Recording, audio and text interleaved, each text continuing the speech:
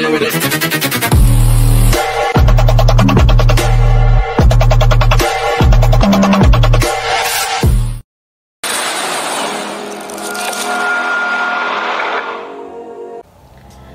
Hai, Assalamualaikum. Saya Galuh Pramestiningrum dengan NIM 2105110329, Prodi Bimbingan dan Konseling.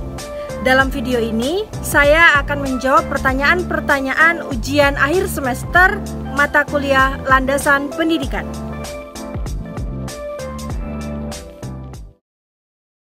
Pertanyaan yang pertama, jelaskan pengertian landasan pendidikan dan mengapa guru bimbingan konseling harus mempelajari landasan pendidikan. Landasan pendidikan terdiri atas dua kata, yaitu landasan dan pendidikan.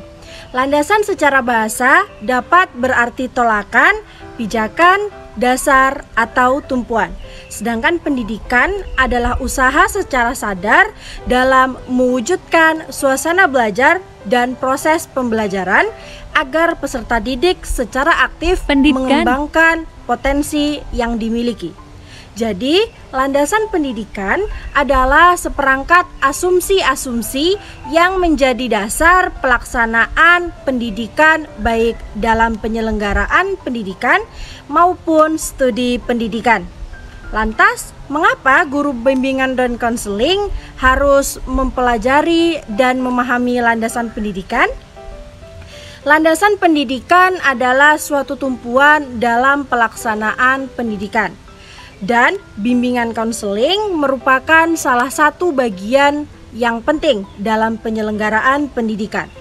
Karena merupakan salah satu hal yang vital dalam pendidikan, maka penyelenggaraan bimbingan dan konseling, guru BK memahami pengertian dan memahami landasan pendidikan agar penyelenggaraan layanan bimbingan dan konseling sesuai dengan tujuan pendidikan yang akan dicapai, serta sesuai dengan kaidah dan peraturan yang ada pada landasan pendidikan agar terwujud tujuan pendidikan yang jelas, yaitu kualitas pendidikan yang maksimal.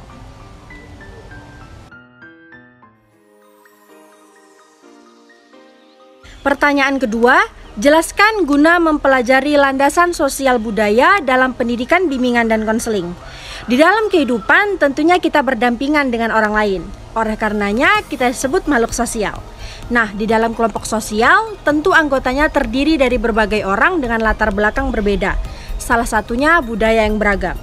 Dalam praktik bimbingan dan konseling tak jarang dijumpai masalah yang berkaitan dengan perbedaan pendapat dikarenakan perbedaan latar belakang tadi.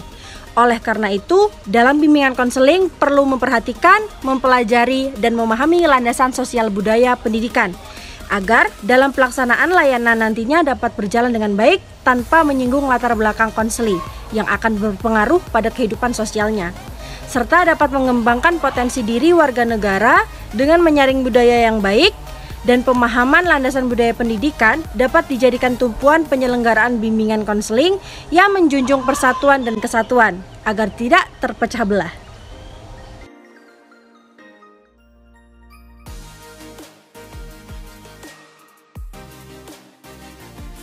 Pertanyaan ketiga, mengapa pendidikan di suatu negara memerlukan landasan yuridis? Jelaskan.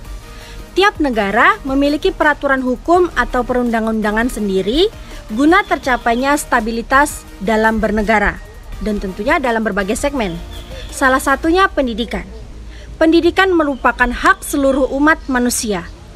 Landasan yuridis atau landasan hukum diperlukan dalam suatu negara agar terciptanya pendidikan yang nyaman dan aman.